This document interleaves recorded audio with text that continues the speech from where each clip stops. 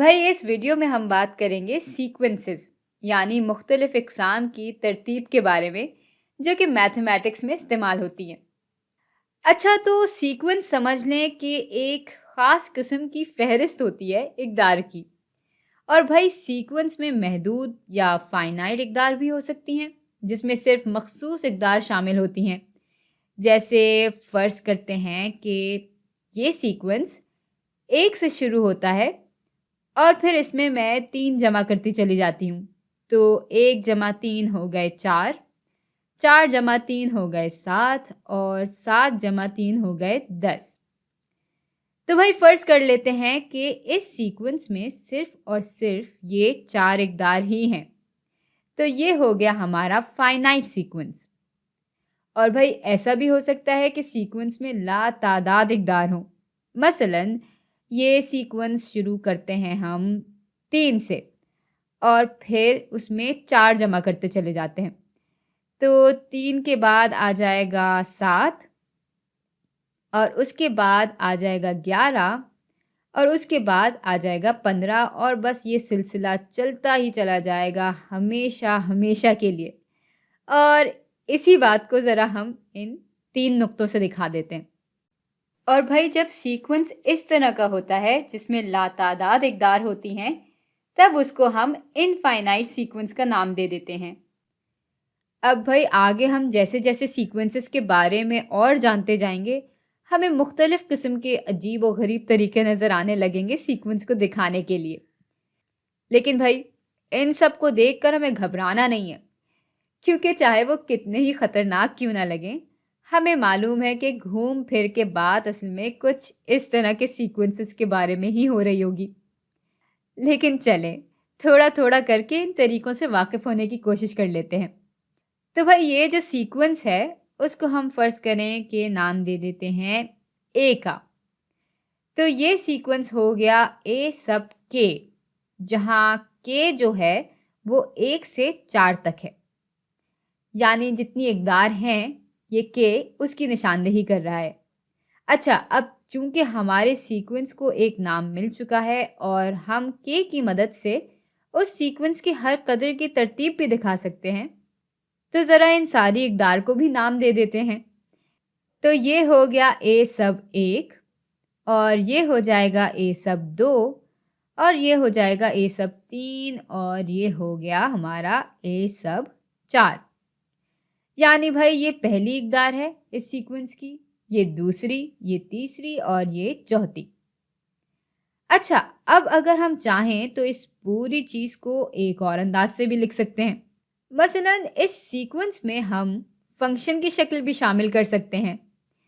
जैसे ए सब के जो कि फिर से 1 से लेकर 4 तक है और भाई ए सब के जो है वो किसके बराबर होगा वो देख लेते हैं। तो भाई जब के बराबर है 1 के तब हमें 1 मिल रहा है, जब के बराबर है 2 के तो हमें 4 मिल रहा है, जब के बराबर है 3 के तो हमें 7 मिल रहा है और भाई जब के बराबर है 4 के तब हमें मिल रहा है 10। यानी हर बार हम 3 जमा करके अगली कदर तक पहुंच रहे हैं। लेकिन अगर हम गौर से देखें तो हर कदर और उस के दरमियान कोई ताल्लुक तो है जिसकी वजह से एक पैटर्न बन रहा है। भाई हम हर बार के की जो कदर है उसमें से 1 कम करके जब उसको 3 से ज़रब देकर उसमें 1 जमा कर रहे हैं तब जाके हमारे पास अगली कदर आ रही है। चलें ये बहुत ही कोई ख़तरनाक सी बात होगी तो इसको ज़रा परख लेते हैं आराम से। जैसे भाई जब के बराबर है 1 के तो 1 माइनस 1 हो जाते हैं 0 और 0 को ज़रब दे 3 से तो वो भी 0 के बराबर हो जाता है। और फिर जब उसमें हम 1 जमा कर रहे हैं तो हमें ए सब के की कदर मिल जाती है। और भाई इसी तरह जब के बराबर है 2 के तो 2 माइनस 1 ज़रब 3 हो जाते हैं 3 और इसमें जब मैं 1 जमा कर देती हूँ तो वो बराबर हो जाते हैं 4 के, जो कि हमारे ए सब 2 की कदर है। यानी भाई इस सीक्वेंस के लिए ये पैटर्न बिल्कुल दुरुस्त है और इसलिए इसको हम सीक्वेंस के फंक्शन की सूरत में दिखा सकते हैं। अच्छा, अब अगर इसको मज़ीद एक फ़ंक्शन की शक्ल में लिखना है तो हम आम तौर पे जिस तरह फ़ंक्शन को दिखाते हैं, उस तरह भी दिखा सकते हैं इसको कि ए जो है वो फ़ंक्शन है के का, जो कि बराबर है 1 जमा 3 ज़रब के माइनस 1 के। अच्छा भाई, अब जब हम इनफाइनाइट सीक्वेंस पे आते हैं, तो क्या इसको भी हम किसी टेढ़े-मेढ़े अंदाज में दिखा सकते हैं? चलें, एक दफ़ा कोशिश करके देख लेते हैं। तो भाई इस सीक्वेंस को भी नाम दे देते हैं ए का। लेकिन भाई अगर आप चाहें तो ए के अलावा कोई भी नाम दे सकते हैं, इसमें कोई मसले की बात नहीं है। लेकिन फ़िलहाल तो हम इसको ए ही समझें। और ये हो गया ए सब के, जहाँ के शुरू हो रहा है 1 से, लेकिन भाई ये ख़त्म तो होगा ही नहीं कभी।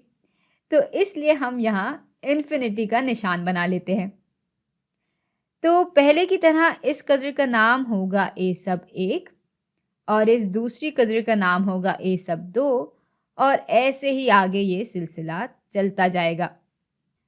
भाई अब अगर इस सीक्वेंस को भी हमें मुश्किल लेकिन एक बेहतर शक्ल देनी है, तो हम ऐसे देंगे कि हमारी पहली कदर 3 है, तो ये हो जाएगा 3 जमा, और अब चूँकि हम हर अगली कदर तक पहुँचने के लिए 4 जमा कर रहे हैं, तो इसलिए यहाँ हम 4 लिखेंगे और इसको ज़रब दे देंगे k माइनस 1 से।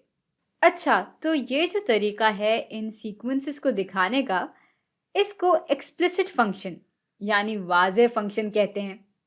लेकिन भाई इन्हीं सीक्वेंस को दिखाने का एक और तरीका भी है, जिसको हम रिकर्सिव या मुकर्रर या तकरार करने वाला फंक्शन कहते हैं। भाई इन दोनों में फ़र्क ये है कि इसमें हम सीधे सीधे इक़दार नहीं लिख रहे होते, जैसे कि हमने एक्सप्लिसिट फंक्शन में लिखी थी। रिकर्सिव में हम टर्म्स को इस्तेमाल करते हैं सीक्वेंस को दिखाने के लिए। मसलन ए सब के बराबर होगा इस मखसूस के से पहले वाली कदर के, जिसको हम लिखेंगे ए सब के माइनस 1 की शक्ल में, और इसमें हम जमा कर देंगे ये 3। यानी भाई बात तो फिर से वही हो गई कि इस सीक्वेंस में हम हर अगली कदर तक तभी पहुंचेंगे जब पहली वाली कदर में हम 3 जमा करेंगे।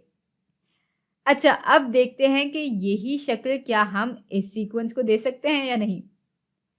तो भाई यहाँ भी यही हो रहा है कि ए सब के बराबर होगा ए सब के माइनस 1, यानी के से पहली वाली कदर, जमा 4 के।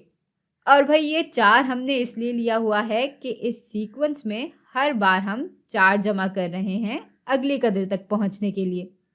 तो भाई एक्सप्लिसिट और रिकर्सिव अंदाज में सिर्फ यही फ़र्क है कि एक्सप्लिसिट में हम कदर लिख देते हैं सीधे सीधे, और रिकर्सिव में हम लिखते हैं टर्म, या एक तरह से हम कदर का नाम लिख लेते हैं ए सब के और ए सब के माइनस 1 की शक्ल में।